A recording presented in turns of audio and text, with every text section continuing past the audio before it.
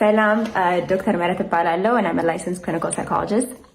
በጣም ብዙ ፊድባክ ደርሶኛል ከውጭም ከቅርብም ከቤተሰብም እዚህ ኮሜንት ላይም በአማርኛ ወይ በትግርኛ ወይ ሌላ በሀበሻ ቋንቋ እንዳወራ እና I understand the sentiment behind it።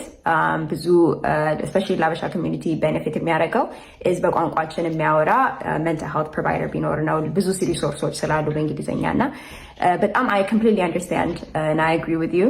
ግን መጀመሪያ ላይ I want to explain why እስካሁን በእንግሊዝኛ ቪዲዮዎችን በእንግሊዝኛ እንደሰራሁኝ፣ ሁለተኛ ደግሞ we can decide together whether or not the future videos should be በአማርኛ ወይ በእንግሊዝኛ።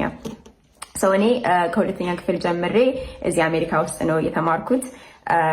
እዚህ ነው ክሊኒካሎችን ሁሉ ያረኩት፣ እዚህም ነው ፕራክቲስ የማደርገው እና በዛ ምክንያት ብዙ ቴክኒካል ወይ ክሊኒካል የሆኑ ቃላቶችን በአማርኛ አላውቃቸውም እና ደግሞ ይሄንን ቻናል ነው ወይ whatever it is ይሄንን የከፈትኩት is for educational purposes እና I want to speak in a way that's very clear and that's succinct እና ያንን ማድረግ የምችልበት በእንግሊዝኛ ስለሆነ ለዛ ነው እስካሁን የሰራሁትን ቪዲዮዎች በእንግሊዝኛ ያረኳቸው። ግን in the future I would love to at least make an effort to do more videos በአማርኛ even እንኳን fully በአማርኛ ማድረግ ባልችልም at least አማርኛና እንግሊዝኛ ኮምባይን እያረኩኝ ለመስራት እሞክራለሁ እና በዛ መሰረት if there's any topics that you want me to cover በአማርኛ እንዳደረግ የምትፈልጉት ቶፒኮች ካሉ ወይ ጥያቄዎች ካሉ let me know and then I'll try to make videos based on those things.